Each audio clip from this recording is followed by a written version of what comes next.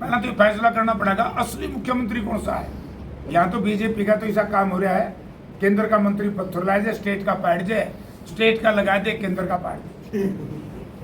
दूतिया में खीर बंट रही है। कम से कम जब प्रधानमंत्री जी आए तो जींद शहर को हमारा अभी नया नया ताजा समझौता हुआ जापान से, पैनासोनिका को कारखाना देते, मारुति सुजुकी का को प्लांट देते, क्योंकि जींद शहर हरियाणा में इतनी बढ़िया कनेक्टिविटी रेल मार्ग की, सड़क मार्ग की, इससे बढ़िया कहीं हो नहीं सकती। तो कोई घोषणा नहीं। दूसरा, हमारा बजट सेशन में घोषणा हुई थी हरियाणा में एक आईआईटी बनेगी। तो हमने सोचा था कि भाई सबसे एप्रोप्रिएट जो स्थान है, जगह है, सरकार ने सारा देख लिया, हिसार से बढ़िया कोई जगह नहीं। मैंने रिक्वेस्ट की हरियाणा सरकार से कि आईआईटी में जो हमारी जमीन है सरकार की, हमारे पास है हिसार शहर की, ये जो खुर्द बुर्द की जा रही है, कहीं हवाई अड्डे के नाम से, कहीं और ड्रामे के नाम से, उससे अच्छा होता तो मुख्यमंत्री हमारी हिसार की वकालत करके और आईआईटी की आज घोषणा करवाते, क्योंकि हजारों एकड़ जमीन की जरूरत है। हजारों एकड़ जमीन हिसार में उपलब्ध है और सब नेता भी चाहते। तीसरा, हमारा एक पेंडिंग प्रोजेक्ट पड़ा है रेल कोच का। अब मैं जब इस पर चर्चा करूंगा तो शायद कई मित्रों को पीड़ा भी होगी, लेकिन प्रजातंत्र में किसी को पीड़ा हो ना हो, अगर लोगों के साथ अन्याय हो तो बात पॉलिटिकल आदमी ने, एमपी एमएलए ने खोलनी चाहिए। लाट जोड़ी वाणा के पास जो ये ग्रीन फील्ड कॉरिडोर बना है, अब इसका अंतर भी मैं आपको बताऊंगा कितना जुल्म हुआ हमारे साथ। लाट जोड़ी में कोच फैक्ट्री मंजूर होगी, सैकड़ों एकड़ जमीन गांव के लोगों ने, किसानों ने, पंचायतों ने दे दी, आज तक वहां काम शुरू नहीं हुआ। हमने, हमारी सरकार ने, जब यूपीए थी, हरियाणा में हुड्डा गवर्नमेंट थी, हमने 40 मिनट का रास्ता बनाया था सोनीपत और जींद का, ग्रीन फील्ड कॉरिडोर बना करके। अब इन्होंने रेल चलाई, बता रहे हैं वो समय वो चलेगी 40 किलोमीटर प्रति घंटा, यानी कि 2 घंटे का समय लेगी सोनीपत जाने का। अच्छा, अगर ये सक्सेस है या कर देंगे तभी मैं कोई बात कहूंगा, अभी तो फेल है, कल ही खराब होगी वो। अब उस खराब रेल को जो अपना था ना हवाई अड्डा, जब गुप्ता जी 1.5 वर्ष पहले कारपोरेशन के चुनाव हो रहे थे, मैं विरोध कर रहा था। बहुत से मित्र मुझे कह रहे थे कि आप शहर के खिलाफ हो, आप विकास कार्य नहीं चाहते।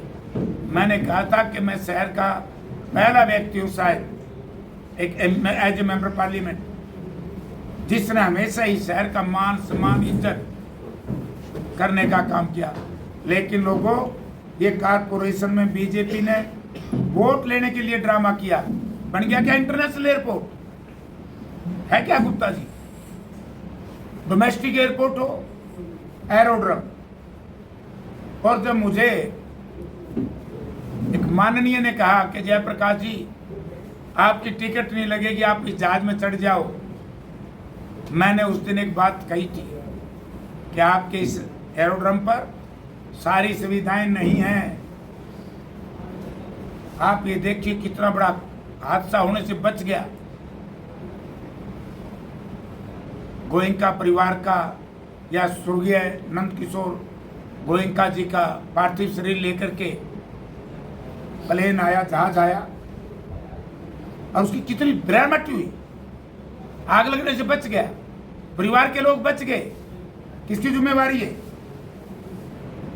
जब मैं पार्लियामेंट में मैंने प्रश्न लगाया तो उसमें लिखा है कि हरियाणा सरकार की जिम्मेवारी है।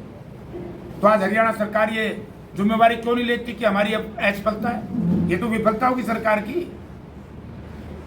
ऐसे ही रेल का कारखाना, इसका उद्घाटन भी प्रधानमंत्री करके थे एरोड्रम का।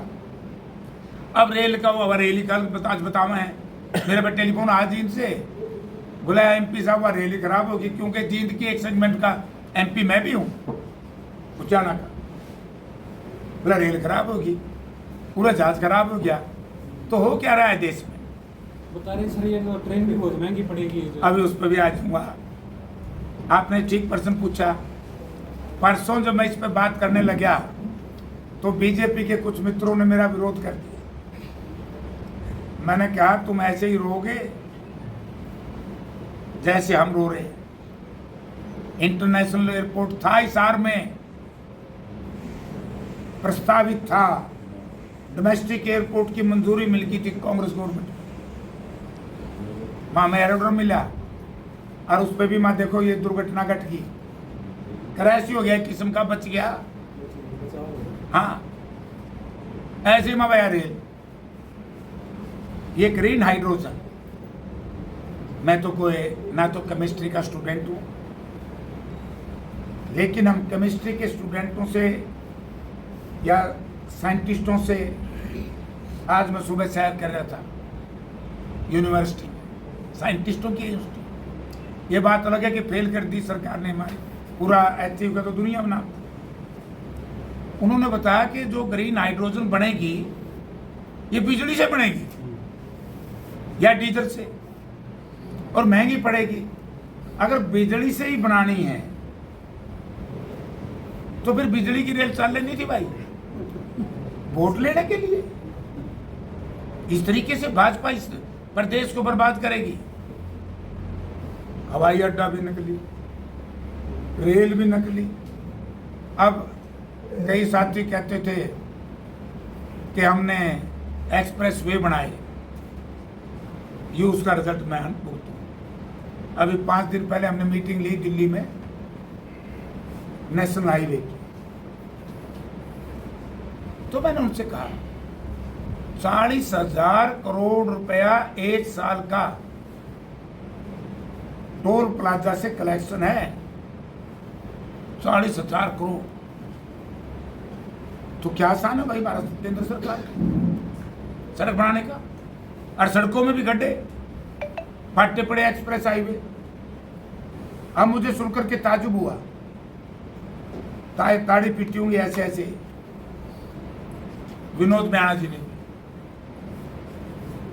परसों हूं तो इनको पढ़न नहीं दिया, मेरा भाई सौदाइन का ढीला हो गया, कोई नेता नहीं चढ़न दिया मंच पे। हांसी से बरवाड़ा एनएचआई ने आधारशिला रख दी माननीय प्रधानमंत्री जी। वो बताते हैं कि 40% से भी ऊपर माइनस में है। 100 अगर मैं गलती पे ना हो 150 करोड़ से ऊपर नीचे है इसकी लागत आएगी, अनुमानित लागत। 40% माइनस में होगा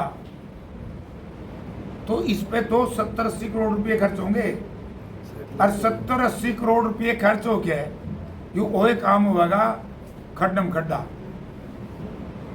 अब ये मामला मैं पार्लियामेंट में भी उठाऊं कि इतनी भारी मात्रा में माइनस में काम करवाए जा रहे हैं। जो सड़क की गुणवत्ता है, क्वालिटी है, जो उसकी स्ट्रेंथ, जो उसकी ताकत, वो कहाँ बन रही है? इसलिए आज आप हर रोग देख रहे होगे, एक्सप्रेस हाईवे दिल्ली से देहरादून, खड्डे ही खड्डे, फटिया बीच में दरार पड़ गई। 200-200 करोड़ के पुल बन रहे हैं, वो एकदम गिर जाते हैं। ये क्वालिटी मेंटेन नहीं हो पाई, वही उसी का कारण है। तो मैं एक ही निवेदन करना चाहता था मुख्यमंत्री जी से कि हरियाणा की वकालत अच्छा होता। एक इशू है बड़ा जबरदस्त, राजस्थान के लोगों को जब हरियाणा के मुख्यमंत्री, केंद्र के गृह मंत्री, राजस्थान के मुख्यमंत्री जी का एक मुआहदा हुआ, गृह मंत्री जी क्या, कि हम राजस्थान को पानी देंगे लखवार ब्यासी से। अच्छा है, लखवार ब्यासी डैम तो बनाओ। अगर वहां लखवार ब्यासी में डैम हो तो कोई भाई जो हमारे विरोधी दल का भी है वहां जाकर के फोटो खींच के आपके चैनल पे, सोशल मीडिया पे डाल दे, मैं माफी मांगू। वो कांग्रेस गवर्नमेंट ने शुरू कराया था, उसके बाद बंद पड़ा काम। पानी का बंटवारा भी विचाराधीन था, चलो इन्होंने कर दिया। जब लखवार ब्यासी से पानी जा सकता है पाइपों में, तो फिर SYL का पानी उन पाइपों में डल जाए तो नहर की खुदाई की आवश्यकता ही नहीं है। वो तो हिमाचल से अरियबद्दी के साथ से पंचकुला के पास निकल जाएगा। हमारा पानी तो पाइपा में आ नहीं सका है, और हमारा पानी पाइपा में जा सके। तो साथियों, जो इन चैनलों को देख रहे हैं, आप ये बताना कि हमारी बात गलत है, हमारी मांग गलत है, तो हम विड्रॉ कर लेंगे। अगर हमारी जो मांगे सही हैं, 4 मांग, IIT हिसार में 1000 एकड़ जमीन कहीं नहीं मिलेगी आपको, एक जगह सरकारी है, तड़के चालू हो सकता है काम। एक बड़ा कारखाना जींद में बनना चाहिए था, जिसमें हजार बच्चों को रोजगार मिलता। जो हमारी पेंडिंग कोच फैक्ट्री है गोहाना में, वो चालू होनी चाहिए थी। SYL का जो हमारा मैंने बताया। और इस पे एक और चीज है, प्रेसिडेंशियल रेफरेंस है। मुख्यमंत्री जी थोड़ी सी बात भी कह देते प्रधानमंत्री जी को कि जी आपने प्रेसिडेंशियल रेफरेंस नंबर 2 जो 370 हटाई। मैं उस वक्त विधानसभा का सदस्य था, मैंने विधानसभा में उठाया था, रिकॉर्ड की बात बता रहा हूं कि हम अच्छा, मैं स्वागत करता हूं 370 का हटाई, लेकिन SYL की खुदाई का भी एक रेजुलेशन विधानसभा में डालो कि हमारा प्रेसिडेंशियल रेफरेंस नंबर 1 है, हमारी नहर को खुदाओ। और अब खुदाई वाला भी कंसेप्ट बीजेपी ने खत्म कराया है। जब राजस्थान में लखवार ब्यासी से पानी जा सकता है पाइपों से, तब हमारा शत्रु से पानी क्यों नहीं लाते भाई? तो हमारी सरकार, हरियाणा सरकार, प्रधानमंत्री जी के सामने वकालत करने में असफल रही। बीच में एक और मामला था राजधानी वाला, कैपिटल अगर यहाँ घोषणा कर देते जींद को या हिसार को तो भी हो सकता था। राजधानी बनानी है ना हरियाणा की। मैं कहूँ गुप्ता जी से भी एक और इम्पोर्टेंट सारे जो छेड़ लिया आपने, सबसे बड़ा मुद्दा अपराध का। आज ही मैं क्लॉथ मार्केट में गया हूं, एक व्यापारी घराना आज 3 दिन से घर में बंद है।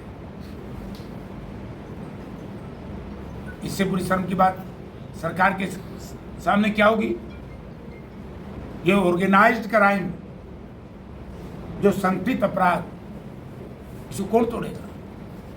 आपको याद होगा हुड्डा साहब चीफ मिनिस्टर थे जब कैसे टूट गया था कांग्रेस गवर्नमेंट में। अब एक ज्वलनशील मुद्दा और है जिससे सरकार विचलित होगी। अरे कॉपी दिए भाई,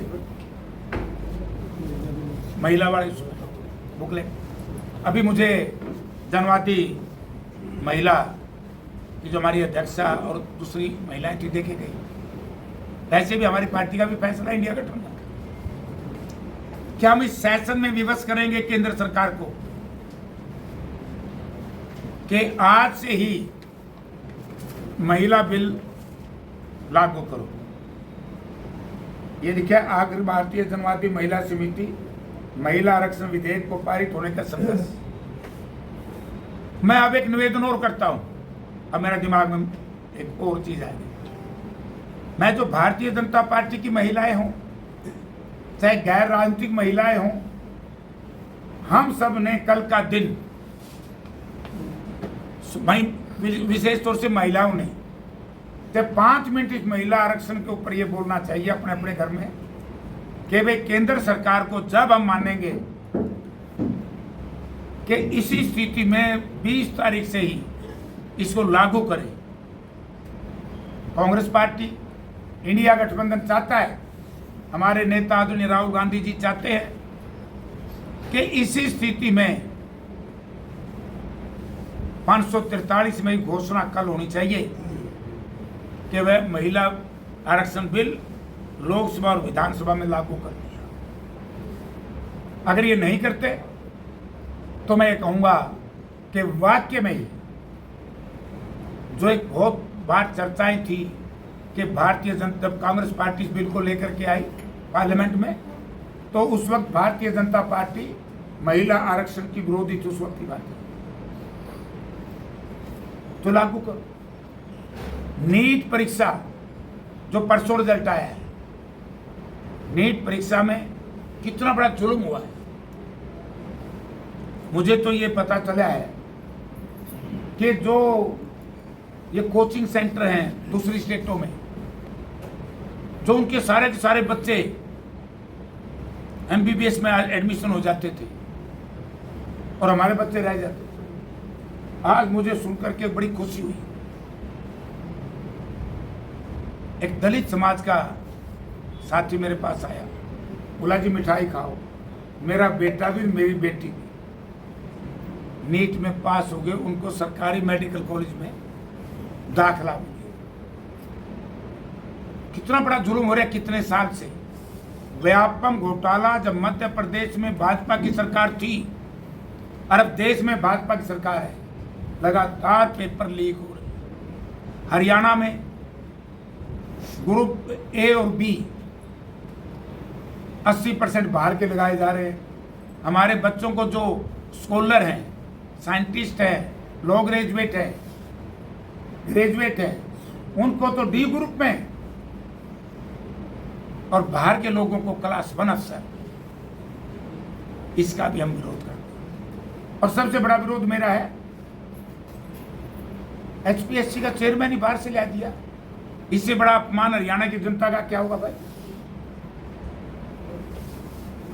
तो बहुत बुरा हाल है। कानून व्यवस्था की स्थिति चौपट, बेरोजगारी चरम सीमा पर, महंगाई चरम सीमा पर, लॉलीपॉप जनता के सामने दिए जा रहे हैं।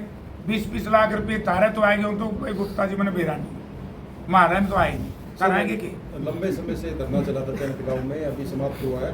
मनोहर लाल खट्टर ने यहाँ के जो पूर्व मुख्यमंत्री धरना समाप्त करा है। टी कनेक्शन जो उन्होंने दिया, हालांकि जो है नायब सिंह सैनी कह रहे थे कि टी कनेक्शन नहीं मिल सकता, और आते ही मनोहर लाल ने जो टी कनेक्शन का जो ऐलान कर दिया, तो क्या समझे ये कहीं ना कहीं कुछ जो है। चलो आपने प्रश्न कर दिया, मैं इसको छेड़ना नहीं चाहता था। अब हमारी पार्टी की बात होगी ना इस तरह की, कांग्रेस में गुटबाजी, कांग्रेस में ये हमारा संगठन मजबूत हो गया। अब बीजेपी में गुटबाजी, तो एक मुख्यमंत्री तो श्याम ने टी लेके भेज दिए, एक मुख्यमंत्री तड़के पकड़वाए थे। पहला तो फैसला करना पड़ेगा असली मुख्यमंत्री कौन सा है। कभी ऐसा तो नहीं अपने साथ हो रहा हो, जैसे राम जी को वनवास मिल गया था, वनवास पे चले गए थे और अपने खड़ाऊ छोड़ गए थे।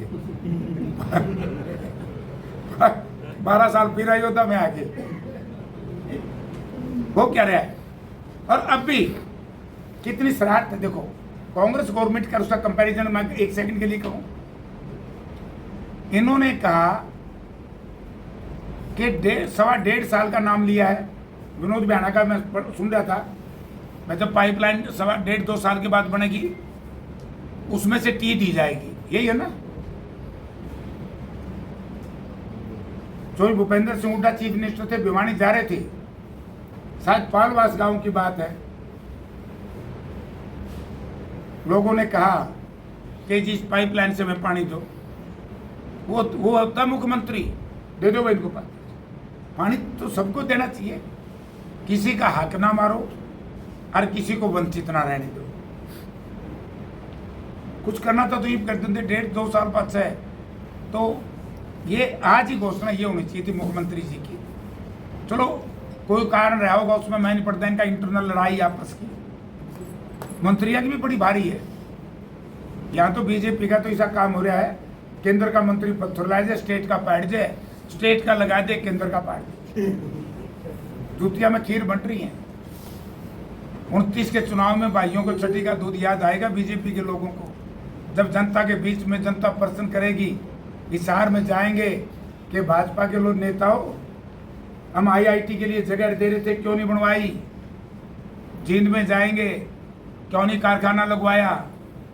सोनीपत में जाएंगे, जींद के लोग, हिसार के लोग पूछेंगे, रोहतक के लोग, कोच बनाने की जो फैक्ट्री थी कहाँ गई हमारी कोच बनाने की फैक्ट्री।